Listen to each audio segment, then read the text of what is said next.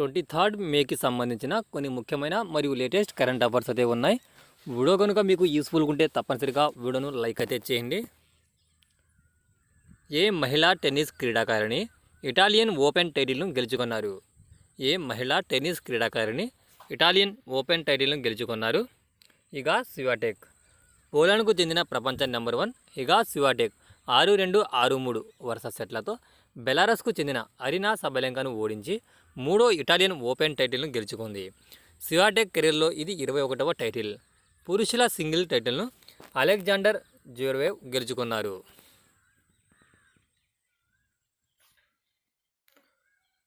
Confederation of India industry అధ్యక్షుడిగా ఎవరు బాధ్యతలు స్వీకరించారు? కాన్ఫెడరేషన్ ఆఫ్ ఇండియా ఇండస్ట్రీ అధ్యక్షుడిగా ఎవరు బాధ్యతలు స్వీకరించారు? Sanjiv Puri. ITC limited chairman మరియు మేనేజింగ్ డైరెక్టర్ సంజీవ్ పూరి 2024-25 సంవత్సర కాలానికి కాన్ఫెడరేషన్ ఆఫ్ ఇండియా ఇండస్ట్రీ అధ్యక్షుడిగా బాధ్యతలు స్వీకరించారు. ప్రతి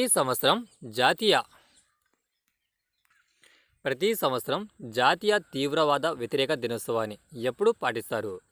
ఆన్సర్ మే 21.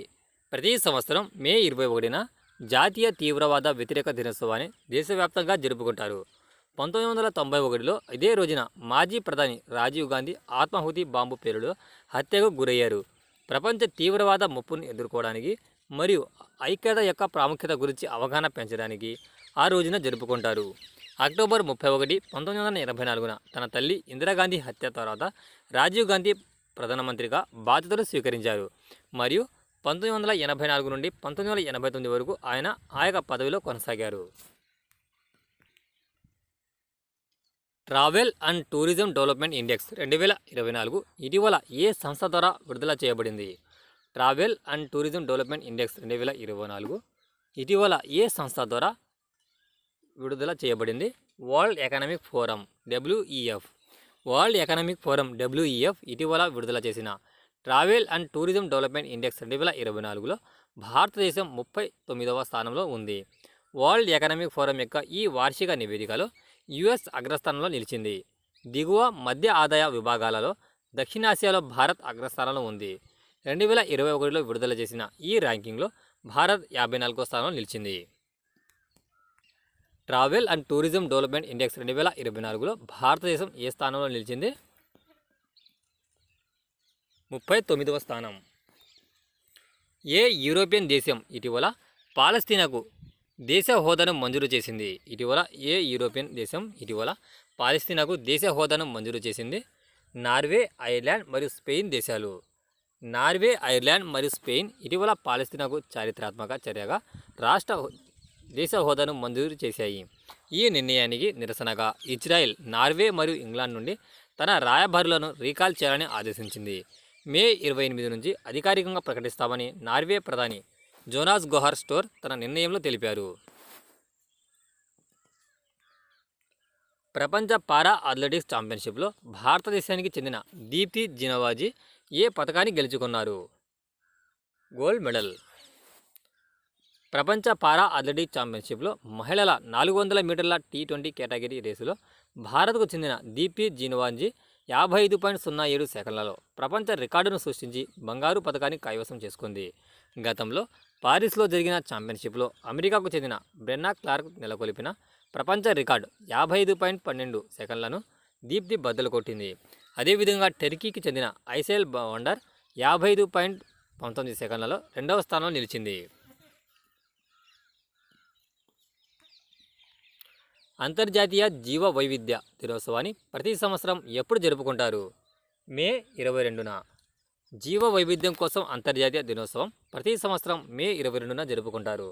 2000 సంవత్సరంలో ఐక్యరాజ్య సమితి జనరల్ అసెంబ్లీ మే 22ని అంతర్జాతీయ జీవ వైవిధ్య దినోత్సవంగా ప్రకటించింది.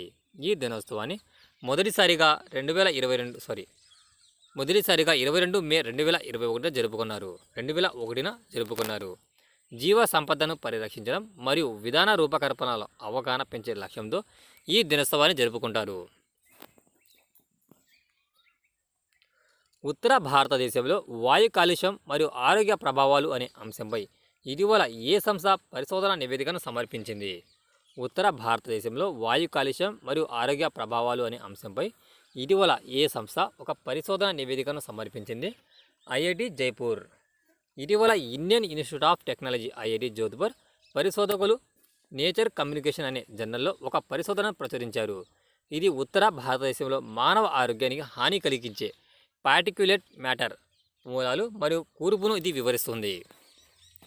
ఉత్తర భారతదేశంలో వాయు కాలుష్యం మరియు ఆరోగ్య ప్రభావాలు అనే అంశంపై ఏ సంస్థ పరిశోధన నివేదికను సమర్పించింది? ఐఐటి జైపూర్. ప్రపంచంలోనే అత్యంత ఎత్తైన పోటీ స్విమ్మింగ్ పూల్ ఏ దేశంలో ప్రారంభించబడింది? భూటాన్. ప్రపంచంలో అత్యంత ఎత్తైన పోటీ స్విమ్మింగ్ పూల్ భూటాన్లో 2400 మీటర్ల ఎత్తులో ప్రారంభించబడింది. ఈ చొరవ 2019లో గ్లోబల్ బాడీ ఆఫ్ స్విమ్మింగ్ ప్రారంభించిన ప్రోగ్రాంతో సమలేఖనం చేయబడింది. వివిధ దేశాలు మరియు ప్రాంతాలలో జల సౌకర్యాల ప్రాప్యతను మెరుగుపరచడం లక్ష్యంగా ఇది పెట్టుకుంది. దౌత్య మరియు అధికారిక పాస్పోర్ట్లకు వీసా మినహాయింపుపై భారతదేశంతో ఏ దేశం ఒప్పందం కుదుర్చుకుంది? దౌత్య మరియు అధికారిక పాస్పోర్ట్లకు వీసా మినహాయింపుపై భారతదేశంతో ఏ దేశం ఒప్పందం కుదుర్చుకుంది? మోల్డోవా. దౌత్య మరియు అధికారిక పాస్పోర్ట్లకు వీసా మినహాయింపుపై మోల్డోవా భారతదేశంతో ఒక ఒప్పందం సంతకం చేసింది. ఇరు దేశాల పాస్పోర్ట్ హోల్డర్లు వీసా లేకుండా ప్రయాణించడానికి వీలు కల్పిస్తుంది. రెండు దేశాల మధ్య దౌత్య సంబంధాలను మెరుగుపరిచేందుకు ఎంఈఏ సెక్రటరీ పవన్ కపూర్ మరియు మోల్డోవా రాయబారాన్ని అన్నా తబన్ మధ్య ఈ ఒప్పందం కుదిరింది. మేఘాలయలో మొదటి మహిళా police director general of police డీజీపీగా ఎవరు నియమితులయ్యారు? మేఘాలయలో మొదటి మహిళా పోలీస్ డైరెక్టర్ జనరల్ ఆఫ్ పోలీస్గా ఎవరు నియమితులయ్యారు? ఇదిషా నోంగ్రాంగ్మే. మేఘాలయలో director general of police DGP అయిన మొదటి మహిళ మరియు గిరిజన మహిళగా ఇదాషిఫా నోంగ్రాంగ్ నియమితులయ్యారు. ఆమె మే 20, 2024న పదవీ బాధ్యతలు స్వీకరించడం ద్వారా అడ్డంకులను అధిగమించింది మరియు ఆమె నియామకం సివిల్ డిఫెన్స్లో మరియు తూర్పు ఖాసీ హిల్స్లో ఎస్పీగా అద్భుతమైన నేపథ్యాన్ని అనుసరించింది. మేఘాలయలో మొదటి మహిళా పోలీస్ డైరెక్టర్ జనరల్ ఆఫ్ పోలీస్గా ఎవరు నియమితులయ్యారు? ఇదాషిషా నోంగ్రాగ్.